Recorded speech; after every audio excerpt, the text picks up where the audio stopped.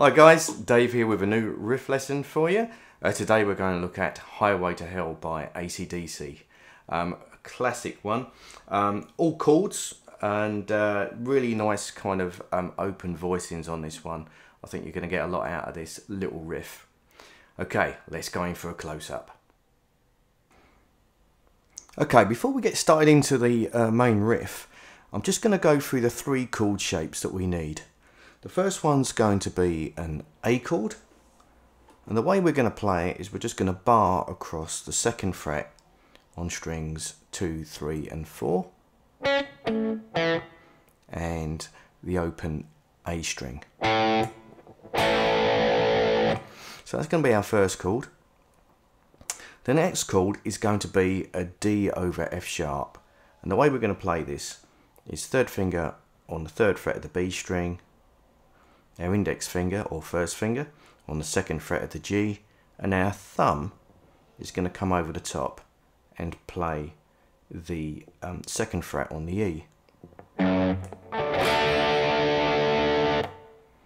should also point out that my thumb is also going to be choking off the A string a little bit to control that, and the back of my third finger is muting off the first string E so that I can strum and only hear those 4 strings that I want to hear. So that's our D over F sharp. If you find the thumb way of playing this a little bit tricky, you could always re-finger it. So a couple of options you could have here are your little finger playing the B string, second finger on the G, and your index on the second fret of the E string. You could play it like that. Alternatively, I suppose you could play it also like that with 3, 2 and 1, like so. Okay, for the last chord we're going to use a G5. This is a nice open chord shape. Third finger again on the B string at the third fret, and the second finger on the third fret of the E, 6th string. And again, the back of the fingers are going to be quite important here. I'm choking off the open A as well as the open E on the first string. Like that. So you can strum quite freely and you don't have to worry about those open strings sounding. Really nice open G5 chord there. Okay, they're the 3 shapes. And the rhythm, very simple. Everything's done with down strums. The first one's going to be the A chord, and it basically comes after beat 3. So it's like 1, 2, 3 and 4 and like so. So it's all kind of 8th notes or quavers. 1, 2, 3 and 4 and like that. Once you've played those 3 strums, you simply just cut the chord off with your palm of your right hand. Like that, and you get that nice crisp cut off sound that you hear on the record. Okay, the next 3 strums, the first 2 are going to be with the D chord, and again it's going to come after beat 3, and then we do a quick change to the G5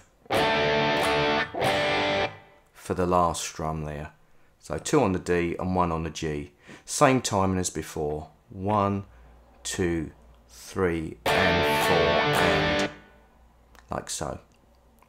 Second bar is exactly the same. That's it, and don't forget the cut off after the third chord. Then the next bar,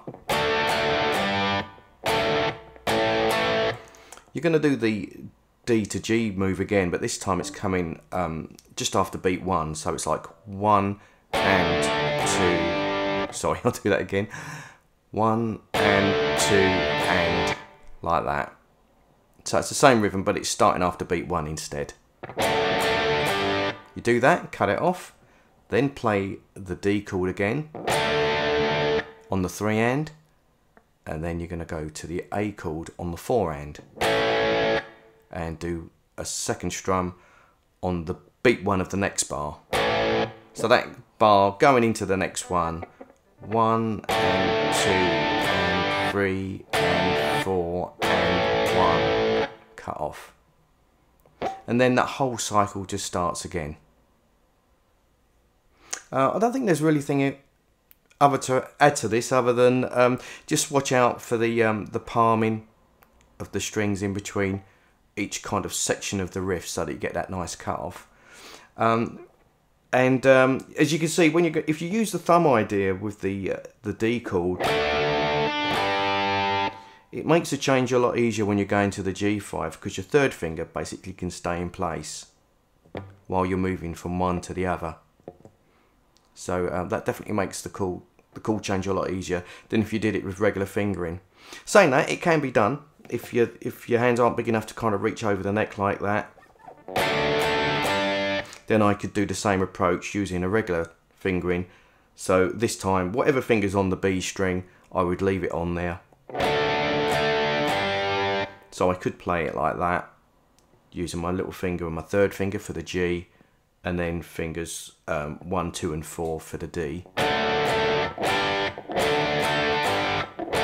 So it can be done that way as well. So there you are, an alternative if you can't wrap your thumb over the top of the neck.